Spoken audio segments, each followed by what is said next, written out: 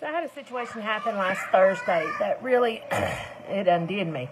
And it's been like really on my mind. So Thursday night I go to the Lord in prayer and I'm like, Lord, would you just please send me a dream? You have the ability to make things very clear to me, even when my mind is clobbered. So when we stop and we ask for him to clear some stuff up, we got to be ready to listen. And we have to have a heart that's willing to change and thought processes that are willing to change. He sees things from an eternal perspective. He knows when we are to be in a thing and for the length of the time that you're in the thing. So he'll let you know whatever the decision is. He'll let you know.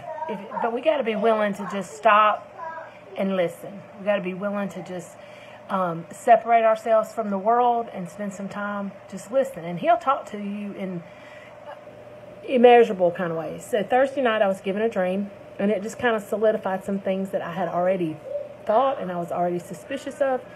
But he made it clear to me. And I was grateful for it. Like, the dream wasn't that clear, but after you sit, and you're like, Lord, I asked you for the dream. This is the dream that you gave me. So please help me to, I need you to also interpret it for me. What does this mean? What does this mean? And then you want to take responsibility for your portion in it. Like, whatever it is, we can say, oh, well, that happened and that happened and that happened. And almost as if we're the victim of the thing. But then you got to be willing to sit before him and say, okay, what's my portion? I want to own up to my portion, and I want to get some cleansing from my portion, and I want to get some clarity on my portion so that this is not a cycle that continues with me. And then he'll follow it up with you. So it's like revelation, how do I fix it? What portion's mine? Repentance. And then how do I move forward?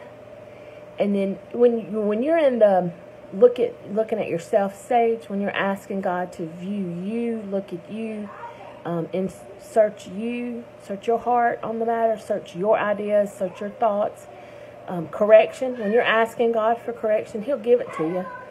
And it's beautiful, but you got to be willing to take it, right? So even this morning, like, this has been a since Thursday process. And this morning, I was cooking pancakes for the children, and they're in the bathtub. And they start yelling, Gran, there's a spider, there's a spider. I leave the pancakes on the stove. I go in the bathroom, and it's just an ant. And I'm thinking, man. And then I smell the pancakes. So I run back in the kitchen and flip the pancakes. And then they're like, Gran, it's another one, it's another one. And I know it's an ant. And the whole lesson from the pancakes is you can let someone with less maturity than you, like, there's going to be others that are in your life that have less maturity in their relationship with God. And they can become very distracting.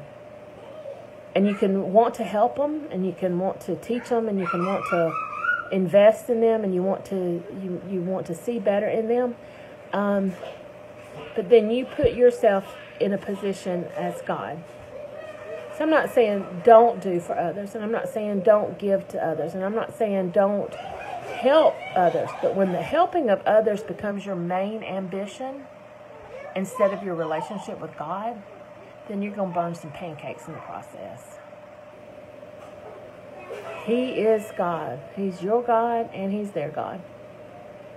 And he'll do a much better job helping those that really want help, where we would be shorthanded and only enabling.